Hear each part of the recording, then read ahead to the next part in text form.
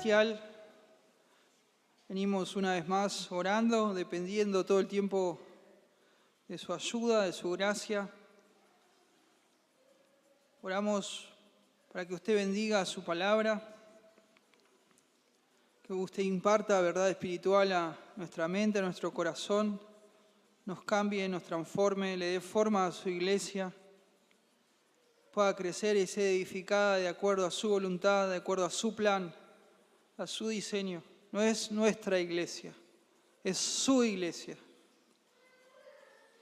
Y oramos para que así sea y crezca como usted quiere que sea y con la forma que está en su plan, en su diseño, de acuerdo nos cuenta en su palabra. Oramos por aquellos que no le conocen también, que hoy es el día en que vengan a la fe.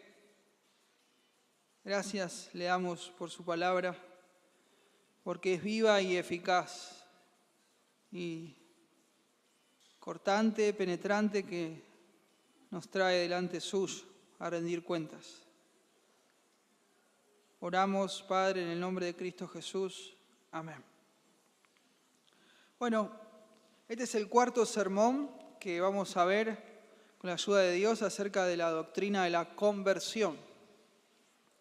El título del sermón es La sanidad emocional no es lo mismo que la santidad.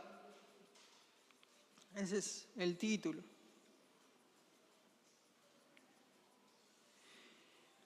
Y desde hace algunas décadas, en lo que es Occidente, y con mucho más énfasis en los últimos años, tomó mucha preponderancia el Evangelio, entre comillas, de la sanidad espiritual, o sanidad emocional, o sanidad interior.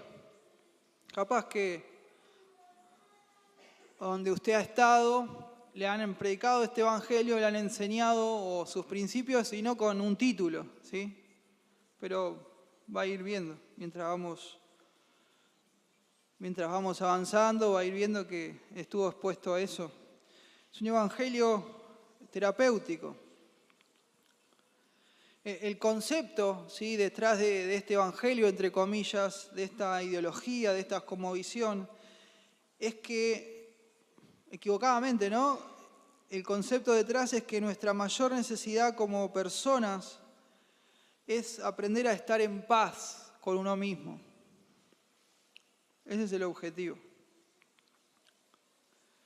A estar en paz, a que uno se acepte, a sentirse bien con uno mismo. Ese es el concepto, ¿no?, detrás de esto que es falso. Y bueno, y esto es porque cuando buscamos la aprobación de los demás, parece ser que esto se presta para todo tipo de males personales y sociales, como, bueno, la ansiedad, desórdenes en la alimentación, codependencia, depresión, violencia, drogodependencia, etc. Es la búsqueda de aquello que supuestamente solo nosotros podemos darnos a nosotros mismos, que es la aceptación incondicional. O sea, si vos no te querés, ¿quién te va a querer, no? Esa es esa idea. Si vos no te querés a vos mismo, así dicen, ¿no? Y también desde hace mucho tiempo ya y con mayor frecuencia en la tele y ahora en las redes sociales, se ve como personas con influencia, o a veces no tanta, comparten abiertamente el desastre moral de sus vidas, su pecado, su rebelión contra Dios. Y la idea que está detrás de esto es que esta persona que está compartiendo abiertamente lo que hace, ¿no?, y toca trompeta, y uno sospecha y se da cuenta, no, bueno, pues esta persona está peor que yo, ¿no? Pero bueno, si esa persona puede aceptarse a sí misma y está peor que yo, entonces, bueno, yo también puedo aceptarme a mí mismo. El punto o el objetivo es deshacerse de toda la culpa, de toda la vergüenza y empezar a querernos, amarnos, entre comillas, a nosotros mismos. Supuestamente la persona herida y quebrantada recibe la sanidad cuando nos libramos y cuando libramos a las personas de las reglas o las normas impuestas por los demás. Y ahora ya se puede aceptar a sí misma por quien es. Y de la misma manera tenemos que aprobar a todos, hacer con todos. Hagan lo que hagan, vivan como vivan. Y supuestamente esta sanidad interior, esta sanidad emocional, produce personas felices, equilibradas, que al fin pueden decir, bueno, yo estoy bien, vos estás bien, estamos todos bien, relajemos. Tristemente la desgracia se completa, ¿no?, cuando esta ideología, esta cosmovisión se mete en las iglesias, porque es como que se le da un sello de aprobación divina a esa ideología falsa. Y esto lo que hace, hermanos, es borrar completamente al Cristo de la Biblia de escena. Aparece un Cristo, obviamente, medio maquillado, que no es el Cristo de la Biblia, no es el Dios de la Biblia, parece, pero se le borra realmente de la escena. Porque sabemos bien, hermanos, que no es que uno se tiene que aceptar a sí mismo. No pasa por ahí, ¿no? Usted necesita que Dios nos acepte. Amén. No yo mismo, yo no interesa. Y solo Dios sabemos que nos aprueba y nos recibe en Cristo, en sus términos, no en los nuestros. Y ahí la cosa cambia.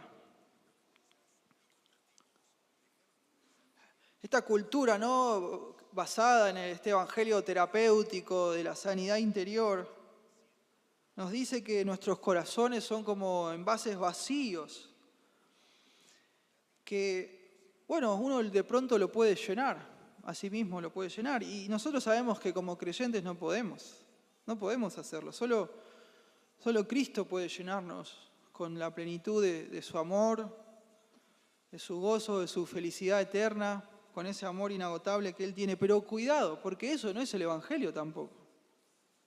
Ojo. El Evangelio verdadero no es que Dios llena nuestro vacío. Tristemente, para muchos creyentes, entre comillas, estos son los que son las buenas nuevas del Evangelio, ¿no? De que Cristo que Jesús llena el vacío de nuestro corazón y sana nuestras heridas. Pero ahí está el problema, porque eso no es el Evangelio, aunque se venda como el Evangelio. Entonces no se trata de aceptarnos a nosotros mismos, vamos a ver hoy, sino de ser santos. Ese es lo que Dios hace en el Evangelio, en la salvación. Dios, cuando salva al creyente, lo aparta para Él, para sí mismo. En los sermones anteriores estuvimos viendo, ¿no?, acerca de la doctrina de la conversión, ¿no?, de cómo la conversión es de uno como creyente. Sabemos bien que viene después, viene luego, como resultado, como consecuencia de la regeneración, que es una obra 100% de Dios. No puede haber conversión sin regeneración. Pero la conversión es nuestra, ¿no? Dios me llama a mí a convertirme. Dios no se va a venir a convertir por mí, yo me tengo que convertir. Usted se tiene que convertir, se tiene que arrepentir de sus pecados y poner su fe en Jesucristo. ¿Sí? Adorar solo a Dios, ese cambio de lealtad, a volvernos de nuestros pecados y confiar solo en Él para salvación, a seguirlo como su discípulo sin mirar atrás hasta el final. Y Dios en el Evangelio, hermanos, no nos sana emocionalmente o interiormente, no, sino que nos aparta. Amén. Nos separa para Él. Nos hace santos. Ese es el punto, el gran punto. Dios nos hace santos, nos consagra para Él, nos pone aparte. Justamente cuando la Biblia habla de nuestra necesidad de ser sanados, Es distinto a todo esto que venimos hablando de la sanidad emocional o la sanidad interior. Justamente cuando Dios habla de que nos tiene que sanar, habla de nuestra necesidad de ser santos. Fíjese usted Isaías 53:5, precioso, está hablando del Evangelio, este pasaje, de lo que Cristo iba a hacer. Fíjese al final, ¿no? Y está hablando de Cristo, ¿no? Mas Él, o sea, el Hijo de Dios, fue molido por nuestras rebeliones, herido por nuestras rebeliones, molido por nuestros pecados. El castigo de nuestra paz fue sobre Él y por su llaga fuimos nosotros curados. En la Biblia esta enfermedad que tiene que ser curada, sanada, es el pecado y la maldición del pecado, esa naturaleza del pecado,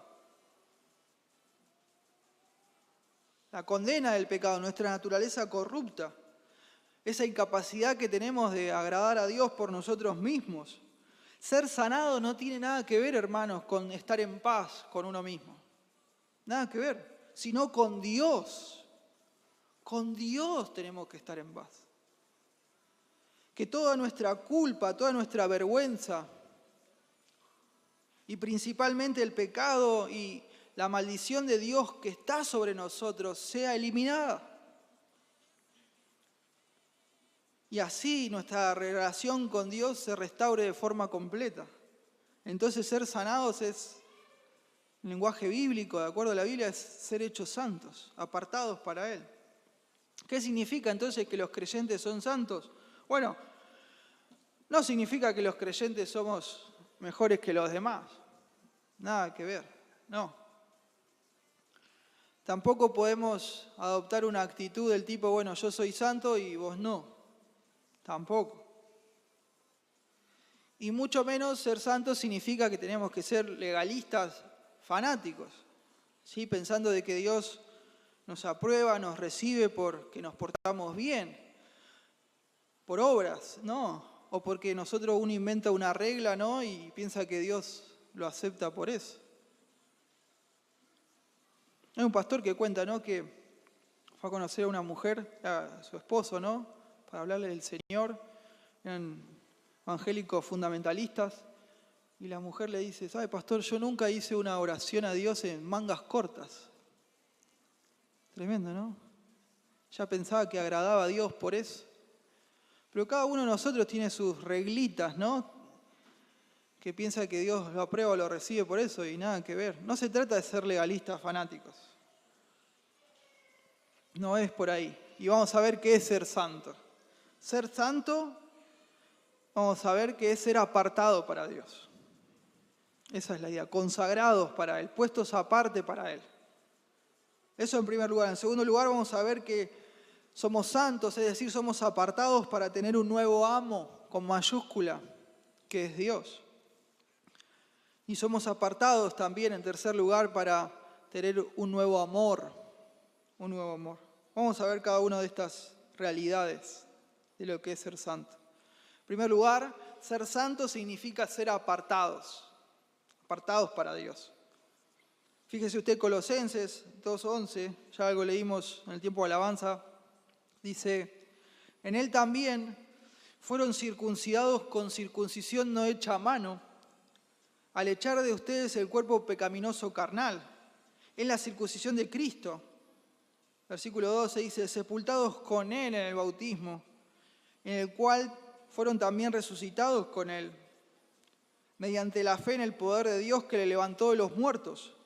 Y a ustedes, estando muertos en pecados y en la incircuncisión de su carne, les dio vida juntamente con Él, perdonándolos todos los pecados, anulando el acta de los decretos que había contra nosotros, que nos era contraria, quitándola de en medio y clavándola en la cruz. Ya dijimos acá, ¿no?, que Pablo usa la imagen de la circuncisión, ¿no?, para describir la conversión y cómo es que en la salvación, ¿no?, somos apartados para Dios, separados para Él. En el Antiguo Testamento vemos a Dios, ¿no?, apartando a Abraham y a los descendientes de Abraham para que se relacionaran con Dios de una forma especial a través de un pacto. ¿Y cuál fue la señal de ese pacto? Que es la que recoge acá Pablo, la circuncisión. Fíjense ustedes, Génesis 17:11. Circuncidarán, pues, la carne de su prepucio y será por señal del pacto entre mí y ustedes. Entonces, esta circuncisión marcaba a Abraham y a sus descendientes como santos, apartados para Dios, para ser usados por Dios y para vivir bajo la bendición de Él. Versículo 14 de acá, Génesis 17, nos dice que rechazar la circuncisión implicaba ser cortados de ese pacto. Bueno, aquí Pablo en Colosenses toma esta imagen y la aplica a la iglesia. Él está haciendo una analogía. De la misma forma, ¿no?, que los descendientes de Abraham a través de la circuncisión fueron apartados como santos, de forma análoga a todo aquel que se une a Cristo, aquellos que estamos en Cristo, somos apartados o consagrados en Él, en Cristo, para Dios. Amén. Esa es la idea. Y ojo, porque ser consagrado, ser santo, ser apartado, es algo que caracteriza a todo creyente. No es como en algunos lugares que se enseñan, ¿no?, que hay creyentes que son salvos, pero que no son santos, que no son consagrados, que no están apartados. Porque bueno, por ahora no se ponen las pilas con Dios. Y que también en las iglesias hay creyentes salvos, pero que son consagrados, que son esos que se comprometen con Dios, ¿no? Como que hay dos tipos de creyentes, nada que ver. La Biblia en ninguna parte enseña eso. No existen dos tipos de creyentes. Todos los creyentes somos santos, todos fuimos consagrados, apartados en Cristo para Dios. Que no haya dudas ahí. Bueno, ¿qué implicaba, ¿no? ¿Y qué implica, ¿no?, ser santos para Dios? Para el Israel del Antiguo Testamento, como que la marca de la circuncisión era solo para empezar. Porque ellos también usaban una ropa diferente a la que usaba todo el mundo. Comían una comida diferente. Sus campos de cultivos que después iban a cosechar lo organizaban de una forma diferente. Ponían un tipo de decoración diferente en sus casas. Hasta tenían un estilo de corte de pelo diferente, prescripto. Imagínense irse a la peluquería, ¿no? Hacerme un corte de pelo santo. Así hacían. El punto detrás de todo esto es que Dios apartó a su pueblo, ¿no? Lo separó. Para cada israelita, ¿sí?, su santidad, la santidad de ellos, el hecho de ser santo, de ser apartado, de ser consagrado, iba a ser visible por el resto de sus vidas. En todas sus áreas, todo el mundo lo podía ver. Así era con ellos. Pero para el creyente del Nuevo Testamento, el hecho de ser apartado, el hecho de ser santo, consagrado, es algo que va a ser cada vez más y más visible en todas las áreas de la vida. Por el resto de nuestras vidas y todos van a poder ver. Pero ya no es por cosas exteriores como era con Israel en el Antiguo Testamento, sino que las personas van a poder ver nuestra santidad, el hecho de ser apartados, de ser consagrados para Dios, en la forma en cómo vivimos, en la manera en que vivimos, que hablamos, que actuamos, que pensamos, que priorizamos las cosas. ¿Sí? Sabemos bien, ¿no?, que la circuncisión física ya no corre más, pero sí la espiritual, la que es en el corazón. Precioso Colosenses 3, del 1 al 14, solo vamos a leer algunos, les voy diciendo. Versículo 1 dice, sí pues, esto es puesto que han resucitado con Cristo, ¿no? Dado que han resucitado con Cristo, Pablo está hablando a creyentes. Dado, puesto que han resucitado con Cristo, busquen las cosas de arriba, donde está Cristo sentado a la diestra de Dios. Versículo 2. Pongan la mira en las cosas de arriba y no en las de la tierra. Versículo 3. Porque han muerto y su vida está escondida con Cristo en Dios. ¿Sí? La forma en que vivimos. ¿Y qué son las cosas de la tierra? Algunos piensan que, son las cosas materiales. Si usted lee bien el contexto, no. Si usted es un creyente, va a poner la mira en las cosas de arriba y no en las de la tierra, según el contexto. ¿Qué es las cosas de la tierra? En este contexto no son las cosas materiales. Fíjense, versículo 5. Hagan morir pues lo terrenal en ustedes: fornicación, impureza, pasiones desordenadas, malos deseos y avaricia, que es idolatría. Tremendo. Versículo 10. Habla de que estamos revestidos del nuevo hombre, el cual conforme a la imagen del que lo creó se va renovando hasta el conocimiento pleno. Versículo 12. Vístanse pues como escogidos de Dios, santos y amados. Entonces hay cosas que no tenemos que hacer, pero hay cosas que tenemos que empezar a hacer. Eso es la santidad. ¿Cuáles son? Vístanse pues como escogidos de Dios, santos y amados, de entrañable misericordia, de benignidad, de humildad, de mansedumbre, de paciencia. Estas son las marcas de la santidad en la vida del creyente, del santo, del que fue apartado para Dios, en Cristo. Versículo 14. Después en su casa, precioso, lean todos los 14 versículos. Versículo 14 dice: y sobre todas estas cosas vístanse de amor, que es el vínculo perfecto. Son las marcas, las evidencias de alguien que fue separado para Dios. Y no es que tenemos que caer en las obras para ganar la salvación o en el moralismo. No, vivir una buena vida para ser aceptado por Dios. No, acá se están hablando de las implicaciones de la salvación, de la conversión. Cómo nuestra vida cambió y va cambiando al punto que es evidente para todos. Uno lo nota y los demás alrededor también. Son esas marcas de la santidad, de que Dios nos separó, nos puso aparte para Él.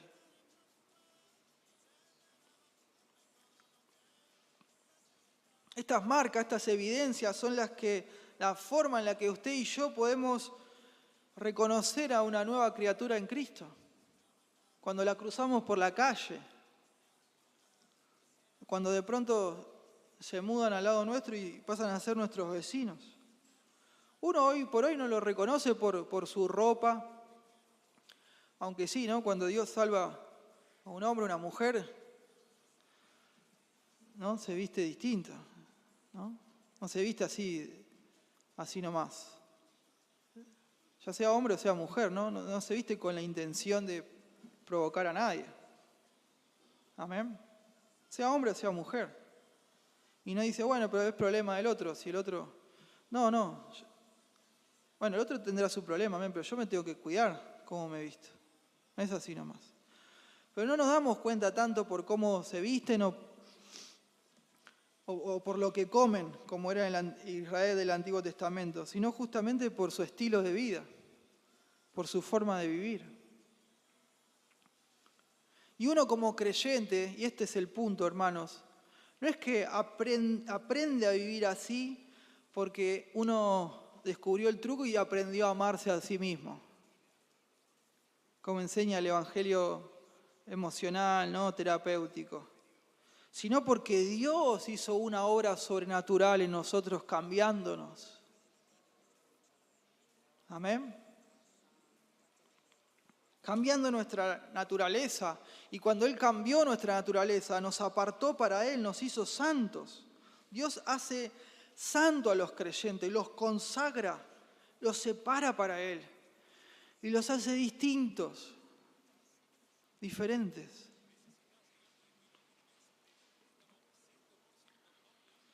El concepto cultural, ¿no? Detrás de la sanidad interior o la sanidad emocional, nos dice, vos estate tranquilo, solo te tenés que aceptar a vos mismo y ya.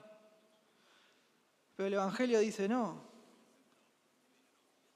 Dice, en Cristo usted fue escogido y apartado para Dios. No sos cualquier cosa o algo común. Uno me dice que me ame a mí mismo y que me acepte a mí mismo y que no me preocupe por mis pecados porque todo está supuestamente bien. Y eso es falso. Pero en cambio el Evangelio me dice que si estoy en Cristo, mi destino final, yo mismo, como nueva creación, no tengo nada que ver con mi pecado y que por eso me tengo que negar a mí mismo y rechazar mi pecado y seguir a Cristo. ¿Ven la diferencia? Uno trata de hacerme sentir bien conmigo mismo. El otro guía mi vida hacia Dios. Uno se centra en mí y en cómo me siento. El otro se centra en Dios y su obra en mi vida, que es para la gloria de Dios. La gloria de Dios. ¿Qué hay más importante que eso? Nada. Y cuando la iglesia cae tristemente en esto del evangelio terapéutico o de sanidad interior, dejamos de considerar, y esto es tremendo, la vida cristiana como una batalla contra el pecado.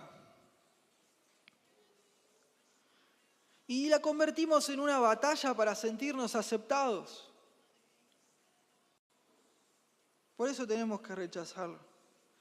Entonces, bueno, dejamos de cantar los himnos que hablan de la santificación, de la perseverancia en la fe, de seguir a Cristo, cueste lo que cueste. Y cambiamos esos himnos por, no sé, canciones con letras que no se entiende qué dice, o letras medias, ¿no?, romanticonas, de un Jesús que es un copado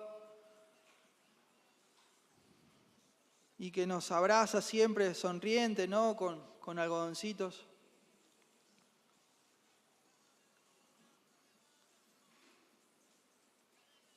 Nos ofendemos contra cualquier sermón que nos exhorte contra el pecado. Decimos, eso es legalista.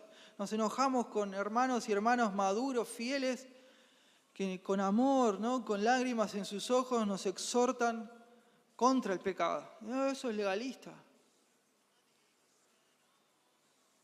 Eso es algo que va a incentivar que yo obedezca a Dios porque me querés meter culpa. Nada que ver. Y empezamos a definir y a tener relaciones solo basándonos si somos aceptados o no. Solo si me hace bien o no, con esa mentalidad de supermercado. Lo que me sirve lo tomo, lo que no, su ruta. ¿No? Hasta libros, ¿cómo se llama ese libro? Gente tóxica, ¿no? Bestseller en las iglesias evangélicas. Nada que ver, hermano. Nada que ver. Incluso hasta adaptamos la obediencia cristiana, entre comillas, de acuerdo a normas emocionales o terapéuticas. Por ejemplo, si yo no siento, no discierno de forma emocional o racional que la pureza sexual es la voluntad de Dios, o que permanecer casado con un cónyuge que es difícil y que eso es la voluntad de Dios y que es bueno para mí, puedo llegar a la conclusión de que, bueno, esos mandamientos son buenos para otras personas, pero ¿cómo Dios va a querer que yo viva infeliz y frustrado? No. Entonces como que empezamos a amar, entre comillas, algunos principios del Evangelio, pero al mismo tiempo empezamos también a evitar los mandatos del Evangelio. Hacemos un Evangelio a nuestro gusto, a nuestra medida, y lo que define todo es cómo yo lo siento, cómo yo me siento con eso.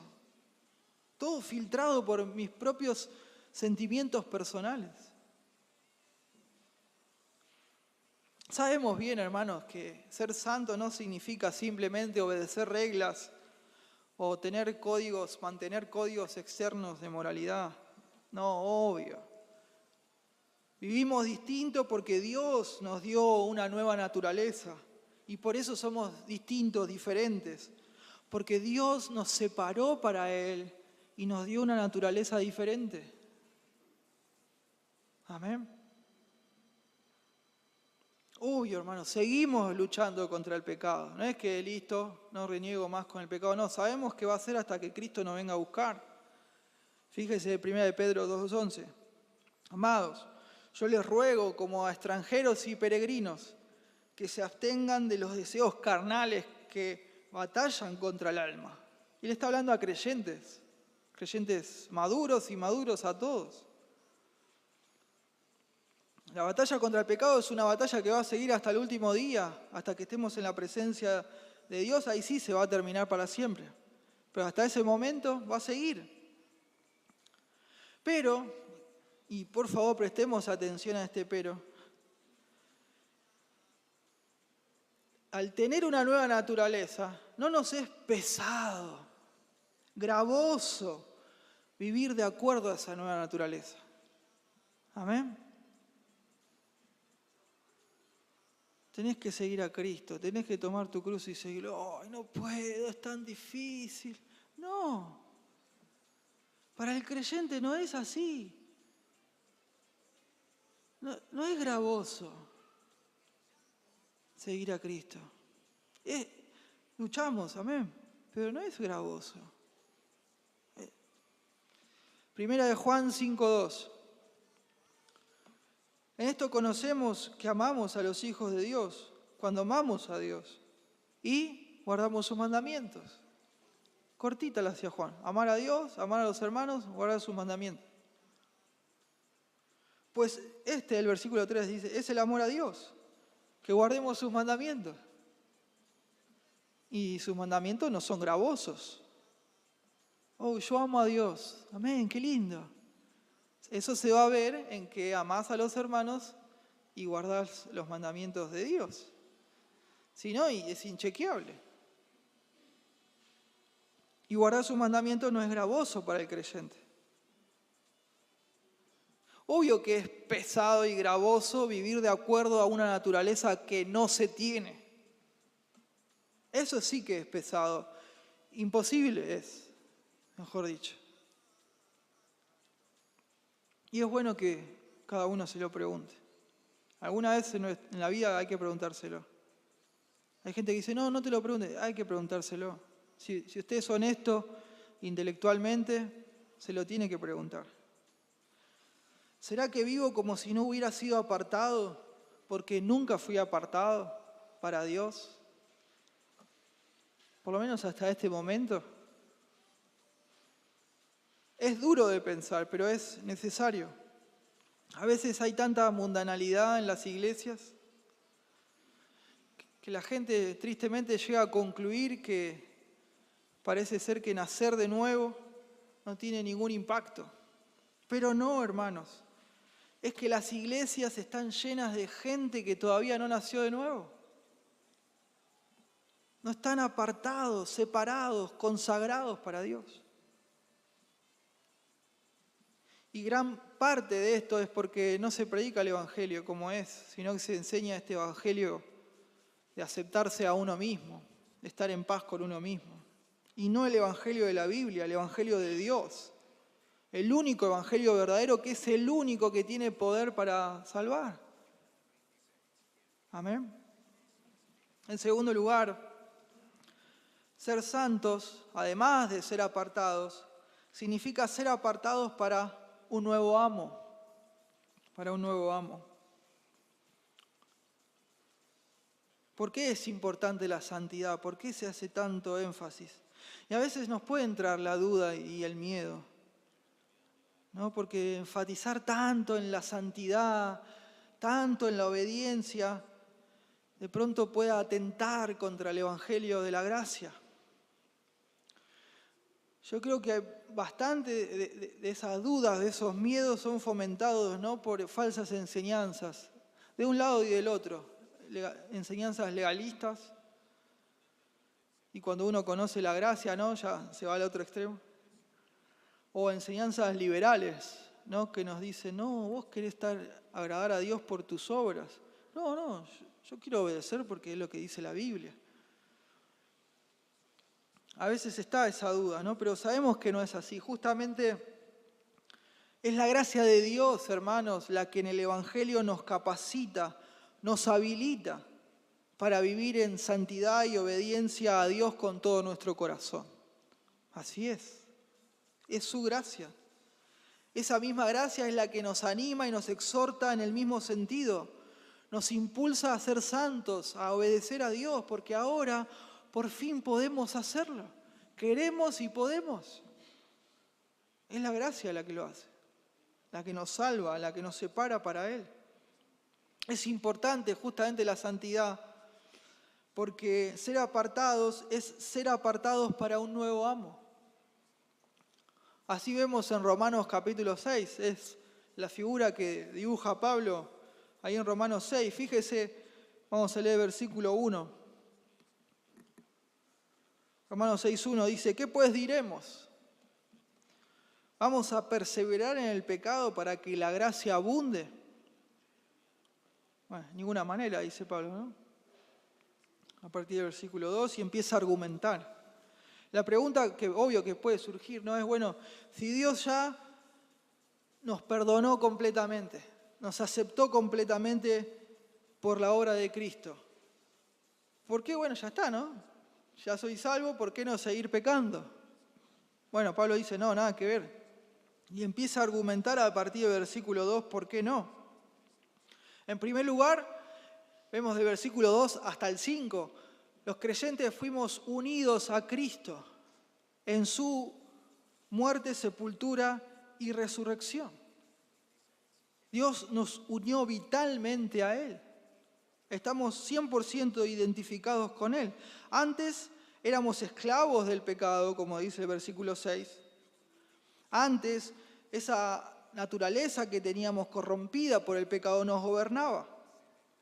El pecado era nuestro amo, estando sin Cristo. Pero ahora, estando en Cristo, usted y yo tenemos una nueva naturaleza, tenemos una nueva vida en Cristo. Y que esa libertad a esa nueva vida en Cristo fue comprada por un precio altísimo, que es la sangre de Cristo, el sacrificio del Hijo de Dios. Entonces Él nos compró para sí, como nos compró para Él, ¿qué tenemos? Un nuevo amo. Nos separó para Él. Y ahora nuestras vidas siguen su ejemplo, siguen el modelo y las reglas que Él establece. Seguimos su agenda, su modelo, no el del pecado como antes. ¿Y cómo hizo Cristo? Bueno, sabemos cómo fue el paso del Señor por este mundo. Él no sirvió al pecado, sino ¿a quién sirvió? A Dios y a su justicia. Para nuestro beneficio, cuanto murió al pecado, murió y para Dios vive. Así dice el versículo 10 de Romanos 6. A través de la muerte y la resurrección de Cristo, su lealtad, hermano, como hijo de Dios y la mía, es hacia un nuevo amo. Tenemos un nuevo amo. Ahora por fin podemos, como dicen los versículos 12 al 13, podemos dejar de presentar nuestros miembros al pecado como instrumentos de injusticia y podemos presentarlos al Dios vivo como instrumentos de justicia. Amén. Eso es en el Evangelio. Entonces, el gran punto de esta parte es que la santidad es importante porque revela, pone en evidencia quién es nuestro amo.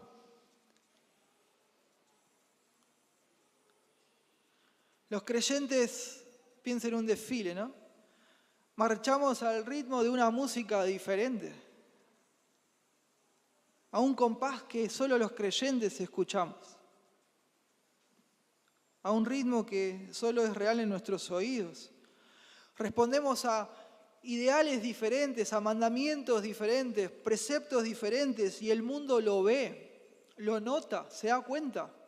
Al principio, a los cristianos, en el principio de la historia, los cristianos nos llamaron cristianos como de una forma despectiva, como en un insulto.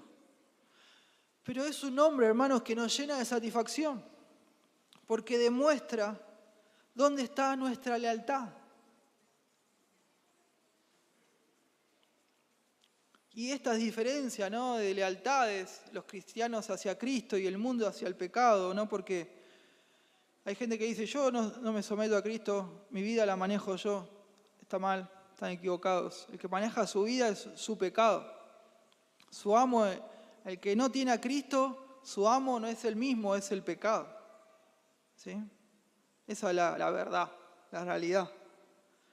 Por eso esa diferencia entre lealtades hacia Cristo y hacia el pecado, por eso es que los creyentes sufrimos persecución, de una forma u otra, ¿no?, según el tiempo y la geografía.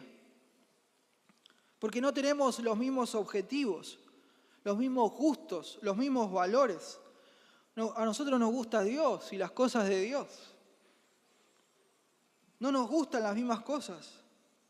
No seguimos los mismos preceptos de aquellos que están sin Cristo. Nuestras vidas, no es que uno está ahí como un santurrón, ¿no?, con el dedito. Nuestras vidas por sí solas, a veces tenemos que hablar, ¿no?, y decir, esto no está bien. Pero nuestras vidas por sí solas no aprueban lo que hace el mundo, sino que le llevan la contraria, ¿no? Y al mundo no le gusta eso, que le lleven la contraria, que lo contradigan. Entonces, ¿cuál es la diferencia, de nuevo, entre el evangelio verdadero, el evangelio de Cristo, y este evangelio terapéutico, emocional? Supuestamente en el evangelio emocional terapéutico, Cristo llena el vacío del corazón y ya. Pero en el evangelio verdadero, en el evangelio de Cristo, Jesucristo establece su señorío sobre la vida. Porque Él es el nuevo amo. Amén. En el evangelio verdadero, Cristo establece su señorío sobre la vida, sobre su vida y sobre la mía.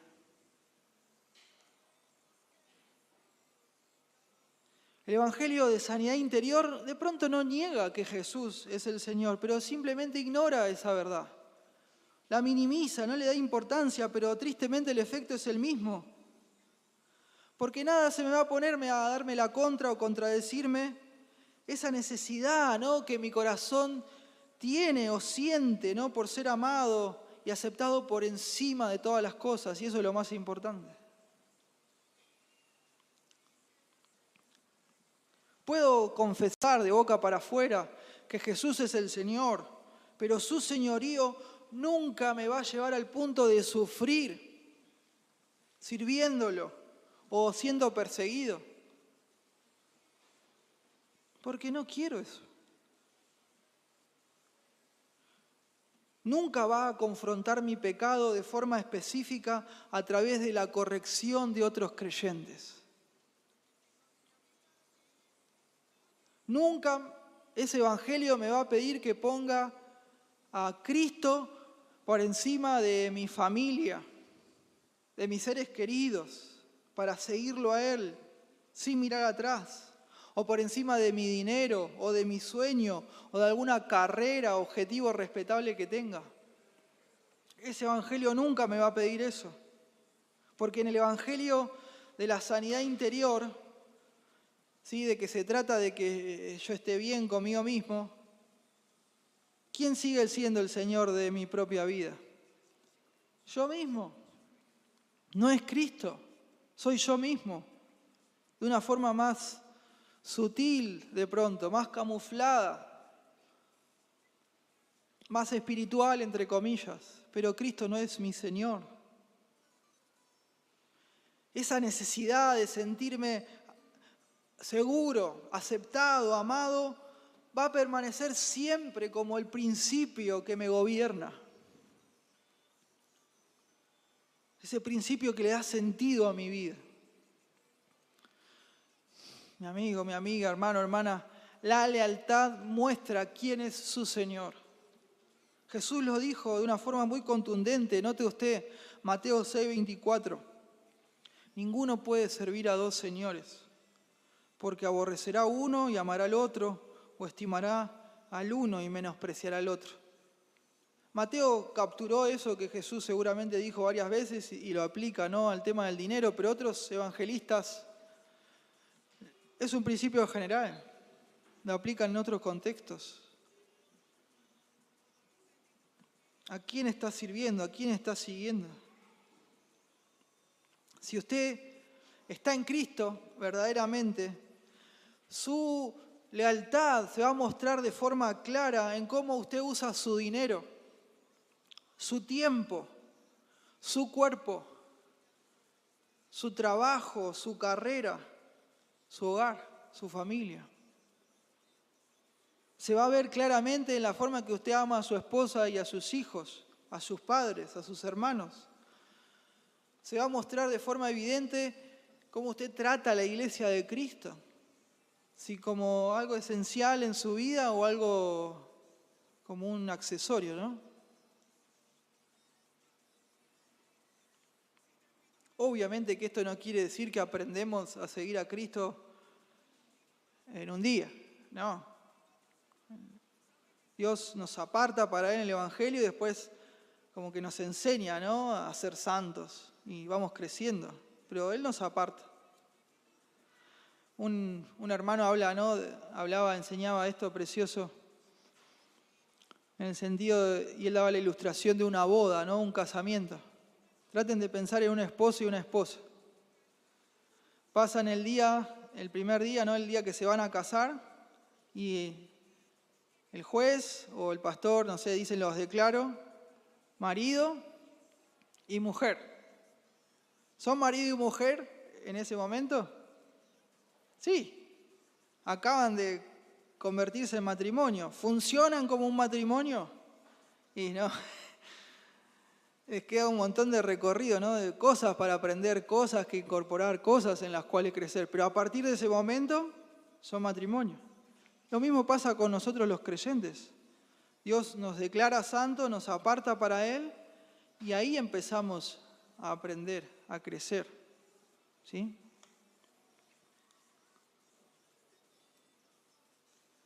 No es que aprendemos a seguir a Cristo en un solo día, no, es un proceso. Y también seguimos luchando contra el pecado, es obvio, experimentando, ¿no?, esa atracción hacia otros amos, que son los ídolos. Pero ahí es cuando volvemos a pasajes como Romanos 6 y los repasamos una y otra vez. Nos recordamos a nosotros mismos y entre nosotros, en los tiempos que charlamos y compartimos juntos, que tenemos que considerarnos muertos al pecado y vivos para Dios. Y esto es muy importante, hermanos, la lealtad hacia un nuevo amo no es una cosa que se hace una sola vez y ya está, un acto y listo. Es algo que se prueba y que se renueva continuamente. Es como, a modo de ilustración, ¿no?, aquel soldado que se enlistó en el ejército, que firmó los papeles, pero esa lealtad que él tiene, ¿no?, hacia su patria, en servirla, se renueva cada vez que pasa un oficial y lo saluda. Así es para nosotros los creyentes. Firmamos esos papeles, por así decir, cuando nos unimos a Jesucristo. Y Romanos 6 nos llama a recordar y a renovar, ¿no?, esa unión con Él, ese bautismo de forma diaria, que estamos muertos al pecado y vivos para Dios en Cristo. Y en último lugar, además de ser apartados, ser santos es ser apartados también para tener un nuevo amo.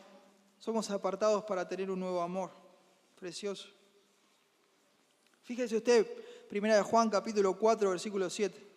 Amados, amémonos unos a otros, porque el amor es de Dios. Todo aquel que ama es nacido de Dios y conoce a Dios. El que no ama no ha conocido a Dios, porque Dios es amor. En esto se mostró el amor de Dios para con nosotros, en que Dios envió a su Hijo unigénito al mundo para que vivamos por Él. En esto consiste el amor, no en que nosotros hayamos amado a Dios, sino que Él nos amó a nosotros y envió a su Hijo en propiciación por nuestros pecados. Amados, si Dios nos ha amado así, debemos también nosotros amarnos unos a otros. Nadie ha visto jamás a Dios. Si nos amamos unos a otros, Dios permanece en nosotros y su amor se ha perfeccionado en nosotros. Qué lindo. ¿Cómo puede usted estar seguro de que nació de nuevo? Puede saberlo por la persona a quien usted ama. Algo básico de una persona que está sin Cristo, una persona que permanece en su estado de estar caída, es que siempre se va a amar a sí mismo. En primer lugar, en vez de amar a Dios y al prójimo. Y nuestros corazones no es que son pasivos, siempre estamos, ¿no?, como necesitando recibir ese amor, ¿no? Como dice, nuestros corazones están vacíos, ¿no? Pero estando caídos lo buscamos en los lugares equivocados. Y así justamente enseña el Evangelio emocional terapéutico, porque nuestros corazones son corruptos. Nos amamos a nosotros mismos en vez de amar a Dios. Nos amamos a nosotros mismos en vez de amar a nuestro prójimo. Y cuando buscamos amor, obviamente que no lo vamos a buscar en Dios. Preferimos buscarlos en las personas para que nos acepten en nuestros pecados. Y esto hasta a veces, ¿no? Por ese dicho que dice, hay mucha gente ya grande, porque vivió un montón, ¿no? Dice, cuanto más gente conozco, más quiero a mi perro, ¿no? Porque somos pecadores y si no conocemos a Dios y el verdadero amor, vemos el efecto de nuestro propio pecado y del pecado de los demás en nosotros y ya llega un punto que queremos estar solos. Pero se dan cuenta de lo perverso que es eso. Yo siempre en el tope, como el amo, como el que gobierna todo mi pecado. Pero cuando nos convertimos a Cristo, somos apartados, somos consagrados, somos bautizados en Cristo y participamos de la vida de Dios. Dios permanece en nosotros y su amor se perfecciona en nosotros. Así dice el versículo 12 que acabamos de leer. Nuestro amor cambia. Dios nos da una nueva naturaleza que ama a Dios y que ama a los demás. El amor de Dios es el que nos cambia. Y esto que ha demostrado, hermanos, en que ahora tenemos un amor sacrificial que antes no teníamos. Antes dábamos y recibíamos. Si recibo, doy. Si no, no. Ahora podemos dar sin recibir.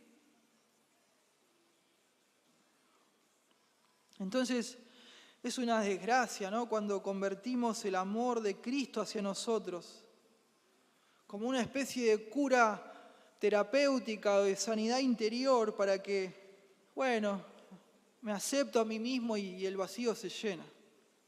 Nada que ver. Es obvio y es cierto, hermanos, que el amor de Cristo nos llena de una manera que nada más ni nadie más nos puede llenar. Eso es cierto. Pero el Evangelio de sanidad interior, el Evangelio terapéutico, me mantiene a mí en el centro de mis afectos. Y solo voy a estar dispuesto de pronto a amar a los demás cuando yo me llene primero. Pero en el Señor no es así, en el reino de Dios no es así. La Biblia nos cuenta, como leímos recién en 1 Juan 4, ¿qué es el verdadero amor? No es que Jesús, ¿no?, se sintió colmado, completo, aceptado. No, sino que Él fue vaciado, hermanos. Fue herido, fue quebrantado, para terminar siendo aplastado por la ira de Dios a causa de nuestros pecados. Y cuando llegó ese momento, fue el momento en que más nos amó. Amén. Entonces, nosotros los creyentes estamos unidos con Cristo. Fuimos sepultados, muertos, sepultados juntamente con Él y resucitados con Él. Entonces los creyentes también somos llamados a amar a Dios y a nuestro prójimo, aún en esos momentos en que no nos sentimos llenos, repletos, colmados. No nos sentimos, pero lo podemos hacer porque estamos en Él. Entonces, en medio del sufrimiento, en medio de la persecución, los creyentes, ¿qué hacemos? Amamos. Cuando sentimos que Dios está ausente, porque a veces nos sentimos así, aunque no sea cierto, ¿qué hacemos? Amamos. Cuando pecan contra nosotros, amamos. No es que amamos porque nos sentimos amados. Amamos, hermanos, porque sabemos que somos amados por Dios en Cristo. Y es ese amor el cual nos cambia para siempre.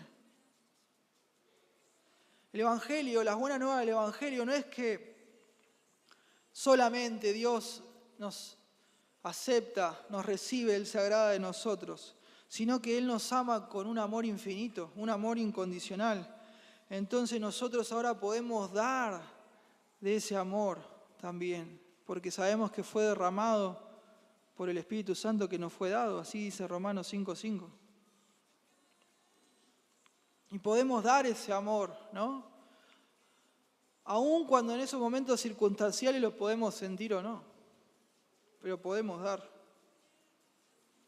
Entonces el Evangelio de sanidad interior, Evangelio emocional, es un evangelio falso, porque es un evangelio compuesto de verdades por la mitad, de medias verdades.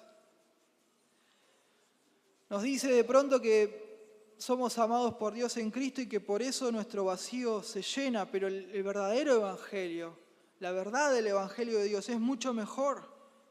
El evangelio verdadero nos saca del reino del pecado, hermanos, del reino de nuestro corazón corrupto y malvado, nos cambia por completo y nos lleva y nos capacita para servir al Rey de amor. Pase lo que pase, cueste lo que cueste. Él nos declara santos en Cristo. Y por la gracia de Dios eso es lo que ya somos y lo que vamos siendo cada vez más y más en Cristo a medida que pasa el tiempo. Por último, hermanos, no quiero terminar sin dejar de hacer un llamado a aquellos que todavía no están en Cristo. Aquellos que todavía no fueron separados, apartados por Dios, para Dios. Y si es así, mi amigo, mi amiga, tristemente la ira de Dios todavía está sobre su vida. Y si parte de este mundo en esa condición, su destino va a ser el infierno, el castigo del infierno para siempre. Pero no tiene que terminar así. No tiene que terminar así. Cristo Jesús, el Hijo de Dios, Dios con nosotros, como vimos en el Evangelio, vino a este mundo y vivió toda su vida sin pecar. Todo lo que no se tenía que hacer no lo hizo, y todo lo que sí se tenía que hacer lo hizo de forma sobresaliente, impecable, perfecta. Jamás pecó en nada Él.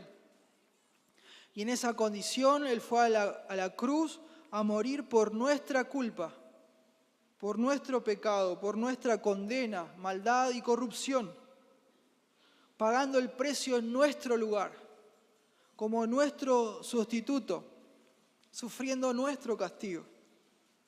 Pagó el precio, fue sepultado y resucitó al tercer día, lleno de vida, de gloria, de majestad, poder y potencia, confirmando que Él era quien decía ser, el Hijo de Dios, Dios con nosotros, el Cordero de Dios que quita el pecado del mundo. Y ahora Él, y solamente Él, abre las puertas de la salvación, del perdón de pecados, de la vida eterna. Él las abre y están abiertas para todo aquel que se arrepiente de su pecado confía en Él y se convierte a Él. Para todo aquel que se vuelve su discípulo, para someterse bajo Él, para ponerse bajo Él en humildad para siempre. Como vimos, para ser apartado para Él, consagrado, separado, santo en Él para siempre. ¿Qué va a hacer hoy? ¿Qué vas a hacer? Joven, jovencita, niño, niña, ¿qué van a hacer con el Señor? Vengan a Cristo. También a los adultos, los ancianos. Piense, fui separado, fui consagrado para Cristo, he confiado en Él, he renunciado a mi vida para seguirlo sin condiciones.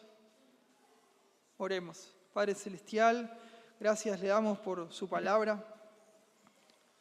Gracias porque en el Evangelio usted nos aparta, nos consagra, nos separa para usted.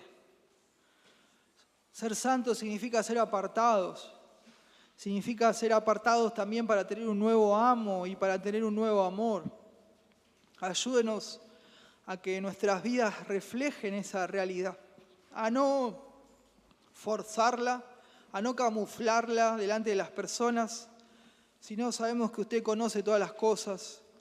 Y si el balance hoy de nuestras vidas no es bueno, que podamos rendir nuestras vidas a Cristo y seguirle sin dar vueltas como la calecita, seguirle sin mirar atrás, como lo más estimado y preciado de nuestras vidas.